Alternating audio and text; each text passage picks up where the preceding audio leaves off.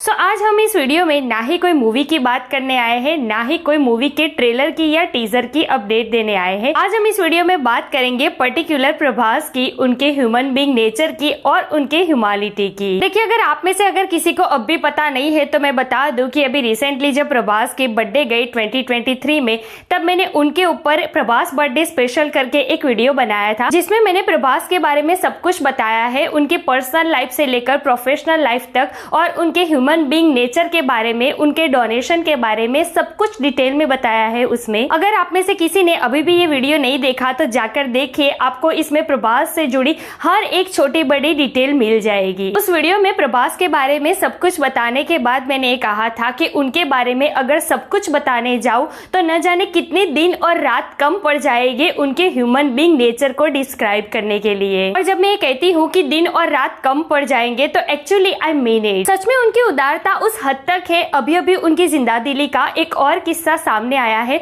जो कि राम मंदिर को लेकर है। तो अभी क्या किया है राम मंदिर के लिए प्रभास ने, अगर आप भी सुनोगे तो अगर आप उनके फैन नहीं हो फिर भी उनके फैन हो जाओगे। तो चलिए ज्यादा देर ना करते हुए डिटेल में बताती हूँ कि एक्चुअली आखिर क्या किया है ऐसा प्रभास ने हमारे प्रभु श्री राम के लिए और राम भक्तों के लिए। Let's check it out.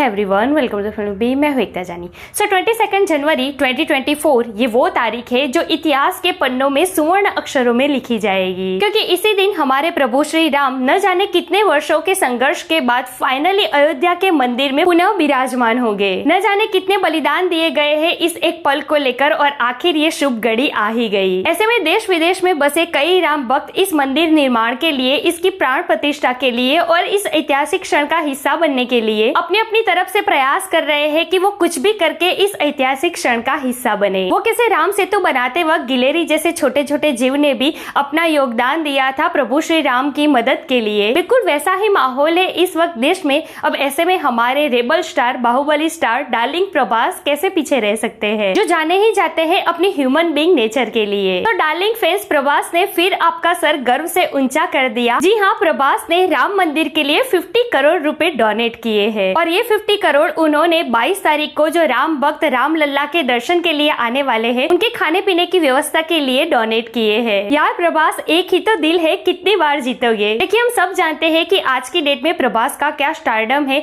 वो पैन इंडिया नहीं बल्कि पैन वर्ल्ड स्टार है। एक एक्टर के तौर पर तो वो बेहतरीन है ही, लेकिन आज के टाइम पर उनकी ह्यूमन बीइंग नेचर का भी कोई मुकाबला नहीं कर सकता। देखिए, हमने कई बार उन्हीं के को स्टार से उनकी तारीफें सुनी है, खास करके खाने के बारे में, कि वो कभी किसी को भूखा नहीं रखते, सभी को पेट भर के खिलाते हैं। वो तो खाने के शौकीन है ही, लेकिन दूसरों को भी वो पेट भर के खिलाते हैं। और उनके इस जेस्टर की तारीफ तो अमिताभ बच्चन, श्रुति हसन, दीपिका पादुकोण और अभी अभी रिसेंटली पृथ्वीराज सुकुमारन भी कर चुके हैं। सलार प्रमोशन के इंटरव्यू के टाइम पृथ्वीराज सुकुमारन ने एक किस्सा कहा था कि प्रभास ने एक बार उनकी 8 साल की बच्ची को ये पूछा कि आपको खाने में क्या पसंद है, और दूसरे दिन प्रभास इतना खाना लेके आए उनके लिए कि पूरा रूम ही भर गया। इस बात को उन्होंने आगे बढ़ाते हुए ये भी कहा कि प्रभास के सामने आप ये नहीं कह सकते कि आपको ये पसंद है या वो पसंद है, दूसरे ही दिन वो आपके घर में या फिर आप जहां भी हो वहां पर वो चीज आ जाएगी। फिर पृथ्वीराज सुकुमारन ने एक चेयर वाला किस्सा कहा था कि जब तक सबके लिए चेयर नहीं आ जाती तब तक प्रभास खुद भी नहीं बैठते, क्योंकि जिसको चेयर नहीं मिली है उसको अनकंफर्टेबल फील ना हो। पृथ्वीराज सुकुमारन ने इसी बात पर यह भी कहा था कि प्रभास एक ऐसे सुपरस्टार है जो खुद अपने स्टारडम के लिए अवेयर नहीं है। ऐसे तो बहुत सारे किस्से हैं प्रभास के जहाँ पर उनके ह्यूमन बीइंग नेचर बार बार दिखाई दिया, जहाँ पर कोविड के टाइम पर भी उन्होंने गवर्नमेंट को डोनेशन दिया था। इसी के साथ साथ उन्होंने एक फॉरेस्ट अडॉप्ट किया है कि आसपास के गाँव को शुद्ध हवा मिल सके। बाहुबली के पहले का भी एक किस्सा है जहाँ पर वो ब्लाइंड बच्चों के स्कूल पर गए थे और वहाँ पर उन्होंने डोनेशन तो दिया ही था,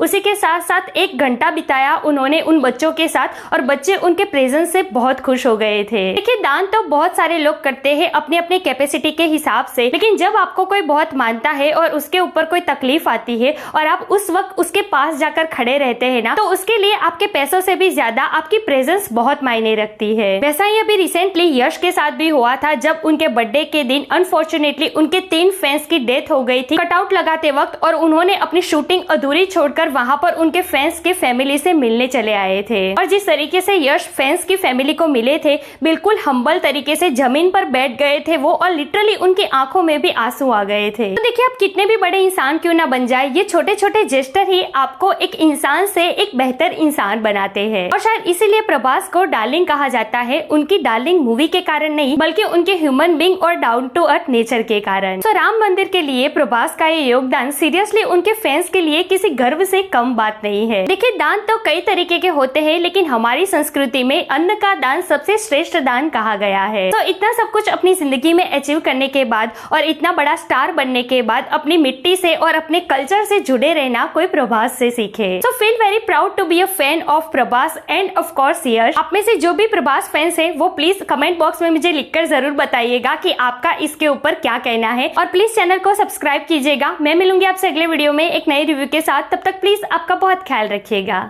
जय हिंद।